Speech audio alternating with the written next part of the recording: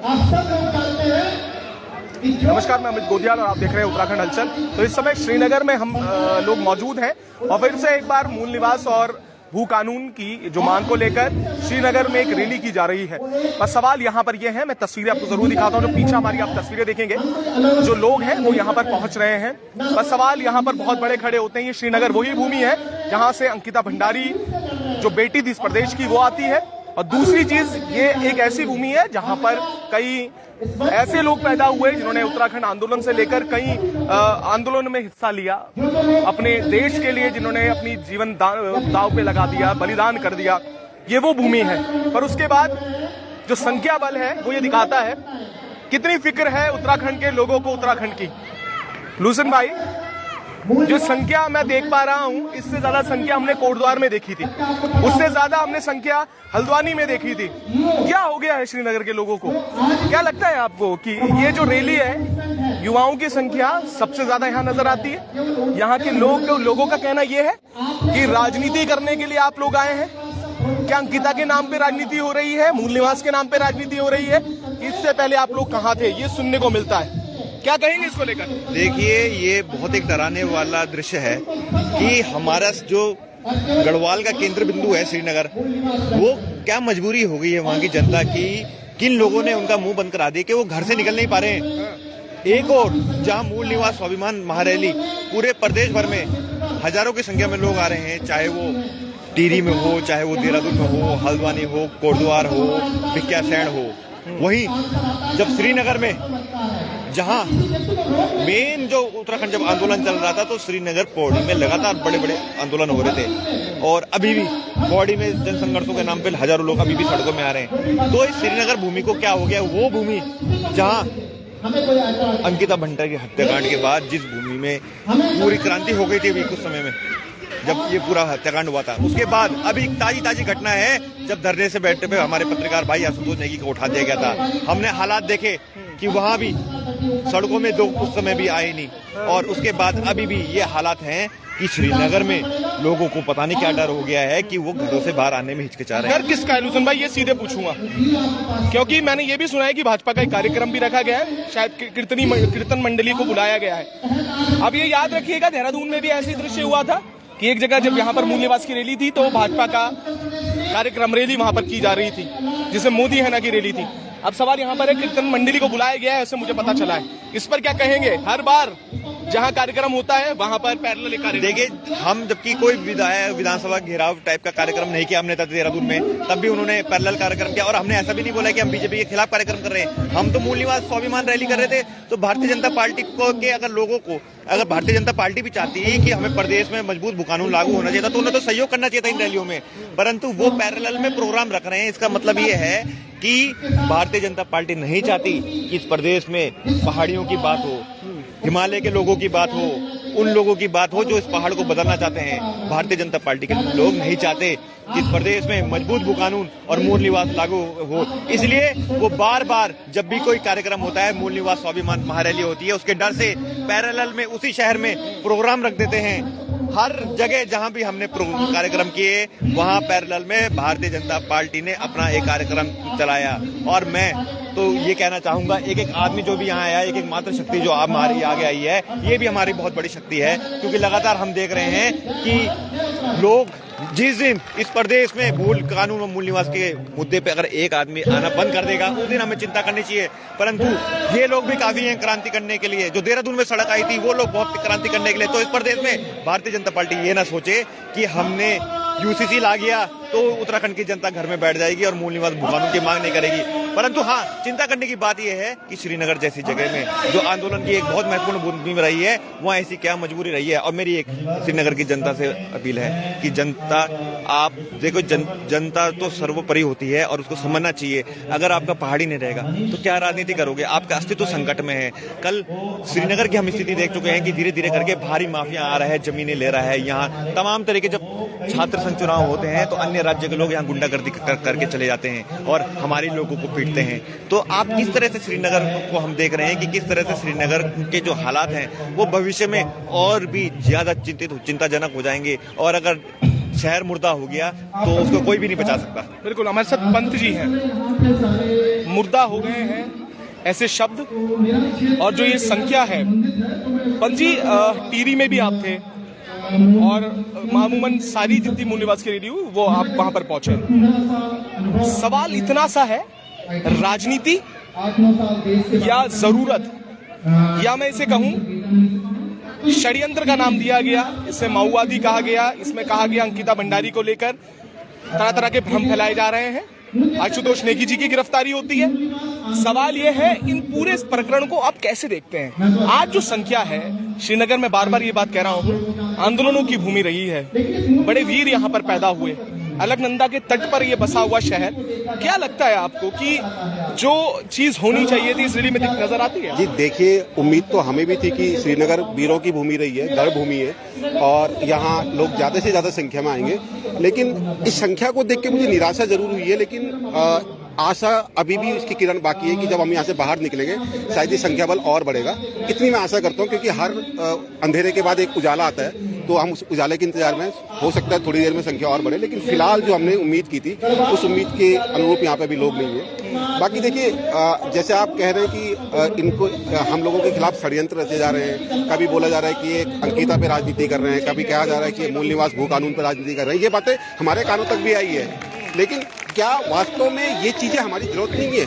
क्या हम सिर्फ अंकिता की बात कर रहे हैं? हम अंकिता के साथ साथ ये सुनिश्चित करना चाह रहे हैं कि कम से कम इस उत्तराखंड में अंकिता के बाद कोई ऐसा जघन्य हत्याकांड ना हो, हमारी बेटियां, हमारी बहनें सुरक्षित रहे, हमारी ये कोशिश है। इसमें राजनीति भला कैसे हो सकती है? एक बेटी पे कौन राजनीति कर सकता है? एक बहन पे कौन राजनीति कर सकता है? तो ये लोगों को समझना पड़ेगा। कृपया करके, अगर आपके दिमाग में, मैं उत्तराखंड हलचल के माध्यम से बताना चाहूंगा, अगर आप लोगों के दिमाग में ये चीज बैठी है कि यहाँ पे राजनीति हो रही है, तो ये राजनीति नहीं है। अगर आप इसको आज राजनीति समझ के लेंगे तो 5 साल बाद, 10 साल बाद आपके बच्चे, आपकी आने वाली पीढ़ी इसको भुगतेगी। तो हम लड़ रहे हैं सर, हमने 1.5 महीने के अंदर सर, ईमानदारी से बता रहा हूँ आपको, तीसरा जूता ले लिया हमने। इतने जूते हमारे घिस गए यहाँ पे चलते चलते, लेकिन क्या करें, अब कोशिश हमारी पूरी है। और बाकी देखिए, इस सरकार का थोड़ा चरित्र है कि इनके खिलाफ, हालांकि मैं खिलाफ नहीं बोलूंगा, मैं ये नहीं बोलूंगा कि हम सरकार के खिलाफ लड़ रहे हैं। हम अपना हक मांग रहे हैं, हम सरकार से मांग कर रहे हैं, हम डिमांड कर रहे हैं उनसे। हमारी लड़ाई नहीं है सरकार से।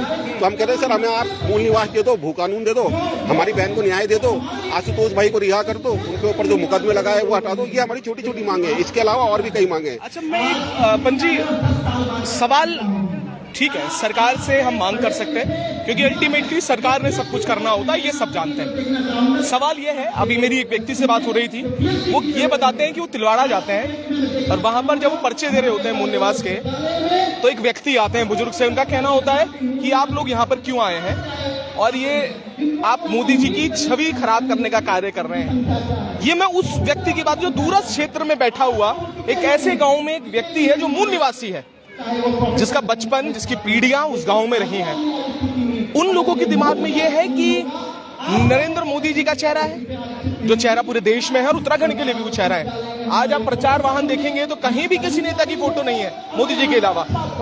वो सीधे कहते हुए नजर आते, पहाड़ के लोगों की बात कह रहा हूं। तो कैसे अभी संदेश देंगे, कैसे बताएंगे कितना जरूरी है और लोग कब ये इस बात को समझ पाएंगे? देखिए, देश के प्रधानमंत्री है, इज्जत होनी चाहिए, ठीक है, और हमारे देश का मान है और बड़ा, सबसे बड़ा पद है देश का, तो ठीक है। अगर वो सम्मान करते हैं तो हम उनको नहीं बोलेंगे कि आप सम्मान मत करो, आप कीजिए सम्मान, लेकिन आप कम से कम मोदी जी की छवि को इस आंदोलन से मत जोड़िए।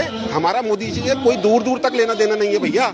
हम अपनी सरकार से, हम अपनी राज्य सरकार से मांग कर रहे हैं, हमें मूल निवास, हमें भू कानून, अंकिता को न्याय हमारी सरकार ने देना है, हमारे जस्टिस ने देना है। तो पहली बात तो, अगर इस तरीके की बात आपके दिमाग में है कि मोदी जी की छवि खराब हो रही है, तो ऐसा कुछ नहीं है। मोदी जी की कोई छवि खराब नहीं कर रहे हैं। हमारा अपने राज्य का मुद्दा, हमारे घर का मुद्दा है और इस मुद्दे को हमने एक ईमानदारी से और स्वच्छता के साथ लड़ रहे हैं, ताकि इसमें जुड़ने वाले हर एक आदमी, क्योंकि मूल निवास मेरा नहीं है भैया, भू कानून सिर्फ मेरा नहीं है, ये यहाँ के हर इंसान को मिलेगा, तो उन्हीं को फायदा होगा, उन्हीं के बच्चों को, उनका परिवार को फायदा होगा। तो कृपया करके अपने दिमाग से सब चीजें हटा दें। मैं हाथ जोड़ के निवेदन करता हूँ, ये आंदोलन हम सबका है, ये मेरा नहीं है, ये गोदियाल भाई का नहीं है, किसी का नहीं है, ये हम सबका आंदोलन है। तो इसको इस तरीके से लें। क्या लगता है, वही मैं आपसे पूछना चाह रहा हूँ, जो ये सोच है, ये सोच किस तरीके से बदलेगी? क्योंकि आप लोगों को आंदोलन, आचार संहिता लग जाएगी, उसके बाद ये दौर भी खत्म होगा। तो अब ये मैसेज जो है, क्योंकि डायरेक्टली इसे लिंक किया जाता है पर्टिकुलर पार्टी से, इसे लिंक किया जाता है कि राजनीति से, इसे लिंक किया जाता है अलग अलग चीजों से, तो इस चीज को लोगों के दिमाग से निकालने के लिए क्या कुछ हो सकता है? क्या ये मूल निवास की रैली निकालकर चीजें सही हो जाएंगी? ये बड़ा सवाल यहाँ पर। देखिए अभी थोड़ा सा मुझे जो लगता है ना, मैक्सिमम जो है हमारी जो बहुसंख्यक जनता है हिंदुओं की, पता नहीं वो शब्द कैसा लगेगा, लेकिन कुछ धर्म की अफीम भी लोग खा के बैठे हैं और लोगों को लगता है कि कुछ भी हो रहा है वो धर्म के खिलाफ हो रहा है, कुछ भी हो रहा है मोदी जी के खिलाफ हो रहा है, कुछ भी हो रहा है हिंदुत्व के खिलाफ हो रहा है। ऐसा नहीं है सर, हम खुद हिंदू हैं, पंडित हैं, ब्राह्मण हैं। हमारे घर में अभी एक ऐसी पीढ़ी जिंदा है जो अभी भी संस्कार करती है, पूजा पाठ करती है। तो सब लोग चाहते हैं कि भाई धर्म अपना अपना सबकी आस्था होती है, तो आप इससे बाहर आइए। दूसरी चीज, अभी हम जो सोच रहे हैं कि जब आचार संहिता लगेगी, जब ये हमारी रैलियां वगैरह खत्म हो जाएगी, तो हम सोच रहे हैं कि गांव-गांव पे जाके लोगों से बात करेंगे। ये जो उत्तराखंड की समस्याएं, दिक्कतें हम बताएंगे। देखिए, अगर अंकिता के साथ इनजस्टिस हुआ है तो क्या अंकिता किसी एक घर की बेटी थी? अंकिता पूरे उत्तराखंड की बेटी है। क्या मूल निवास अगर मिलेगा तो सिर्फ हमें मिलेगा? इस तरीके के सारे मुद्दों की हम एक लिस्ट बनाएंगे, लोगों से बात करेंगे। हम ये कभी नहीं बोलेंगे कि आप इनको वोट मत दो, पर हम आप बोलेंगे कि आप इनसे सवाल पूछो जब आपके पास आते हैं कि अगर आप सत्ता में आते हैं, सत्ता बदलती है या सत्ता दोबारा ये लोग आते हैं, आप इनसे इंश्योर कीजिए, वीडियो बनाइए इनकी, इनसे पूछिए वीडियो बनाते हुए कि क्या आप जिस समय ये आपके घर में आएंगे उस समय इनसे पूछिएगा कि क्या आप हमारे इन मुद्दों में हमारे साथ खड़े होंगे। बिल्कुल। और देखिए, सवाल नहीं पूछेंगे जब तक इनको झकझोर, हो सकता है बाद में मुकर जाए, लेकिन इनको पता रहेगा कि भाई जनता जग चुकी है। जब जब हम इनके पास जाते हैं हमें झकझोरते हैं, हमारा कॉलर पकड़ते हैं, हमारे कपड़े फाड़ते हैं। जैसे उत्तराखंड आंदोलन के टाइम भी हुआ था, नेता कभी नहीं आते थे उस समय भी, लेकिन जब पब्लिक ने उनके कपड़े फाड़ने शुरू किए ना, तब नेता भी सड़कों पे आए। तो देखिए, जरूरत पड़ेगी, हो सकता है अभी थोड़ा हल्की है, अभी धीरे धीरे आग और बढ़ेगी और हमें पूरा उम्मीद है कि आने वाले टाइम पे पूरा उत्तराखंड सड़कों पे होगा। एक एक आदमी सड़कों पे होगा, एक एक बेटी सड़कों पे होगी, भाई सड़क पे होगा, माँ सड़कों पे होगी। बिल्कुल, एक एक जना सड़कों पर रहेगा। और सवाल वही है, इस रैली के बाद जैसा कहा है कि घर घर वो लोग जाएंगे, घर घर बात करेंगे, घर घर ये संदेश देंगे। सवाल है कब तक। और इस जो चुनाव है, लोकसभा चुनाव, पंजी मैं इसको इसलिए भी जोड़ रहा हूं, क्या इन मुद्दों पे रहने वाला होगा? क्या मूल निवास, भू कानून, अंकिता भंडारी मर्डर केस इससे जुड़ता हुआ नजर आएगा, या फिर से वही जो केंद्र में एक चेहरा, जैसे मैंने आपको बोला और जैसा पूरा देश भी इसको लेके कर रहा है, उस पर क्या कहेंगे? मेरी एक अपील है उत्तराखंड वासियों से। मैं कहता हूँ भारतीय जनता पार्टी बोल रही है अब की बार 400 पार। मैं कहता हूँ सर अब की बार 500 पार। आप 538 ले लो, लेकिन वो जो बची 5 सीटें उत्तराखंड की है, उत्तराखंड के एक एक आदमी को प्रण लेना होगा कि मोदी जी आप जीत जाओ, बहुमत से आओ। 543 में से 538 सीटें आपकी, लेकिन हम 5 सीटों में से आपको एक सिंगल भी सीट नहीं जिताएंगे, क्योंकि हमारी बेटी के साथ अन्याय हो रहा है, हमें हमारे अधिकार नहीं मिल रहे हैं। उन पुलकित आर्य जैसे लोगों को सरकार संरक्षण दे रही है, जिससे अभी तक जो ओपन एंड शट केस है, अंकिता का केस जो है, सबको पता है क्या हुआ है। बिल्कुल सबको पता है क्या हुआ, ओपन एंड शट केस है। लेकिन 1.5 साल से अभी तक वही राजनीति चल रही है। अगर राजनीति चल रही है तो इसका मतलब उनको संरक्षण मिल रहा है, इसका मतलब वो सुरक्षित है सरकारों से।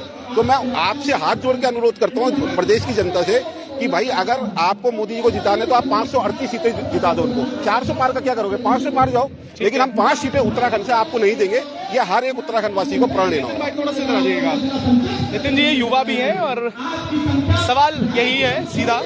श्रीनगर, युवा चेहरे दिखते हुए नजर आते हैं, संख्या आप तो अमूमन रहे हैं यार, उसमें संख्या बल कम हो जाता है श्रीनगर में आकर। क्या मानते हैं इसे राजनीति का शिकार बोलेंगे, या राजनीति में ग्रस्त बोलेंगे, या इसे बोलेंगे कि कुछ और है जो शायद लोगों के दिमाग में चल रहा है? HNBGU के जो छात्र संघ है वो वहाँ से भी रैली करके आ रहा है। ठीक है, नहीं युवाओं की तो मैं बोल रहा हूँ, युवा तो पहुंच रहे हैं, और जो संख्या बल होना चाहिए था, हाँ, क्या लगता है आपको? संख्या बल ठीक है, और मुझे लगता है कि अब जो भू कानून की मांग है और मूल निवास की जो मांग है और जो भूमि सुधारों की मांग है, वो मांग ऐसी है कि वो रातों रात पूरी नहीं हो सकती। अब आज दो, अभी दो, उत्तराखंड दे दो, चमचमाक उत्तराखंड आपको मिला और ऐसा उत्तराखंड मिला है जिसको लेकर सब लोग माथा पीट रहे हैं। तो ये लंबी लड़ाई है, और ये लंबी लड़ाई है, और हर स्टेप के अंदर जो भी हमको सीखने को मिल रहा है, जो अनुभव हमें मिल रहे हैं, उससे इस आंदोलन को सीख मिल रही है। अब क्षेत्रीय हित तो बहुत जरूरी है, क्षेत्रीय हित होना चाहिए, संसाधनों पर पहला अधिकार मूल निवासियों का होना चाहिए, ठीक है। तो पर क्षेत्रीय हित और अंध क्षेत्रीयवाद में फर्क करना बहुत ज्यादा जरूरी है, ठीक है। तो ये बहुत बेसिक चीज है। और उसके बाद हमने विरोध किस चीज का करना है? अभी ये जो रैलियों का जो क्रम है ये लगभग अब थमने को है, क्योंकि इसके बाद आचार संहिता ही लगने वाली है, तो लगभग मैसेजेस क्लियर हैं सभी लोगों को। लेकिन आने वाले टाइम में आपके चैनल के माध्यम से जो हमारे सत्ताधारी लोग हैं उन्हें हम क्लियर बता देना चाहते हैं कि आज तक तो ये आंदोलन बहुत ज्यादा भावनात्मक रुख से था, लेकिन अब इसके अंदर फैक्ट और एक्ट भी आ रहा है। और हम कह रहे हैं कि जो उत्तराखंड जमीन